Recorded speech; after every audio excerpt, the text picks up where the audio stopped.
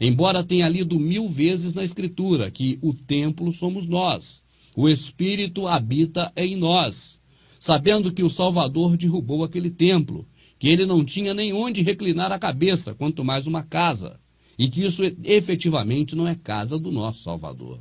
Assim as pessoas esquecem que só há um pastor, um só é o nosso pastor, e esse é o Salvador. As pessoas esquecem que só há um mediador entre o Criador e o homem, o Salvador, homem, e vão atrás de líderes religiosos, vão atrás de pastores mentirosos, de pessoas que enganam os outros a troco de dinheiro, não lendo na própria Escritura que muitos seguiriam as suas dissoluções, pelos quais o caminho da verdade seria blasfemado. Não leram na Escritura que no final dos tempos surgiriam inúmeros falsos profetas e que enganariam a muitos, se possível for, enganariam até os escolhidos. E aí fico triste, porque muitos não são os escolhidos, porque estão se deixando enganar por essas pessoas. Não percebe que não são enganados os que estão no espiritismo, na Umbanda, na Quimbanda, em religiões esotéricas e outras religiões. Não, esses não estão enganados, esses sabem o que estão fazendo. Enganados são os que acham que estão servindo ao nosso Criador, mas servem ao homem. Que Criador é esse que fez o céu, a terra, fez toda essa maravilha e precisa do seu dinheiro para a obra dele continuar? Você não vê que isso não tem lógica?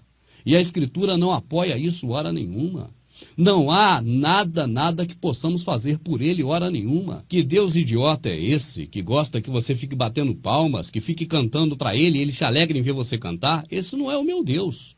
E eu creio que também não deva ser o seu, porque o meu Criador, aquele que deixou escrito para mim como me conduzir na Escritura, ele diz que ele nunca folgou com essas coisas. O que ele quer é a misericórdia, é o amor ao próximo. Naquele grande dia, ele vai perguntar assim: olha, eu tive fome e você me deu de comer? Eu tive sede e você me deu de beber? E você talvez dirá: não, mas eu estive na igreja, eu obedeci ao homem que você botou para poder eu obedecer, eu cumpri meus votos, eu dei o meu tudo, eu fiz o que eu podia lá pela igreja, eu fiz a sua obra. E ele dirá: apartai-vos de mim, maldito, que eu nunca vos conheci. Amado, o que você está servindo nesses locais não é o Criador. Essas coisas todas estão acontecendo, você está vendo que o fim está próximo. Do jeitinho que estava na Escritura está acontecendo. E nos templos, o que você ouve falar? Prosperidade, o amanhã vai ser melhor do que hoje, você vai ter sua casa, eu te revelo que teu emprego está surgindo. O povo todo indo em busca de coisas materiais. E esses cães gulosos, que Isaías chamou de cães gulosos, disse assim: esses cães são gulosos, são pastores que andam adormecidos, adoram tosquenejar. Cada um só pensa em lucrar, cada um se torna pela sua denominação. Esses cães gulosos que Isaías já denunciava na sua época, o seu profeta, são exatamente esses que te puxam para esses lugares, invertendo a Escritura. Ide e falai é o contrário de vinde e escutai. Você está indo para escutar esses caras. Nessas sinagogas de Satanás está escrito: todo aquele que se diz judeus, tem práticas de judeus, imita judeus e não é judeu, é sinagoga de Satanás. Coisa de templo era coisa de judeu no passado, que ia naquele templo de Salomão. Os nossos servidores do Salvador mortos nas arenas, crucificados em Roma, atropelados por cavalos, esses que sofreram a vida toda por pregar a verdade e que, pasmem, foram exterminados num período antes de Constantino por Diocleciano, foram totalmente exterminados. Esses nunca frequentaram o templo, porque não participavam da safadeza daqueles homens do templo. Mas eles vão dizer: não, Pedro e João entraram no templo, sim, entraram.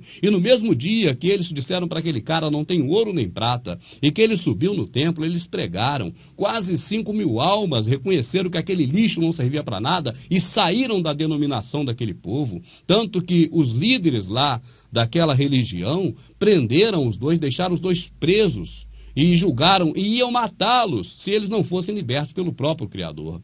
Assim, amado, leia a Escritura que ninguém te engana, porque esses homens que estão aí, eles não estão preocupados em te falar a verdade, nem do que está acontecendo e nem das coisas da Escritura, mas eles mentem terrivelmente. Quando eles dizem: não deixai vossa congregação, como é costume de alguns, leia o texto todo e vai ver que Shaul, Paulo, está falando para você não largar a graça, ou seja, a nova aliança, e voltar para a lei de Moisés e fazer prática da lei de Moisés como dízimo, porque o dízimo é lei de Moisés, você não sabia?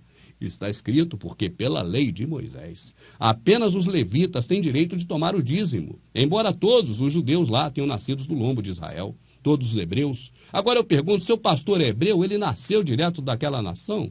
Ele é judeu, ele é alguma coisa disso? Somente os levitas tinham direito de tomar o dízimo segundo a lei de Moisés. Dízimo é lei de Moisés. Eu quero que um cachorro desse, um cão guloso desse, me mostre na escritura onde que dízimo é dinheiro. Onde tem dízimo de dinheiro. E o dízimo foi ordenado para o povo de Israel, para Israel, no período de Israel, até a vinda do Salvador. Quando o Salvador morreu, ele disse, o véu do templo se rasgou de alto a baixo e as pedras se fenderam.